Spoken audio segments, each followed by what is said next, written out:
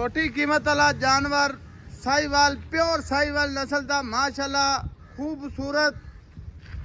ते सोहनी ग्रोथ सोहना वजन जानवर को कीमत बहुत घट ते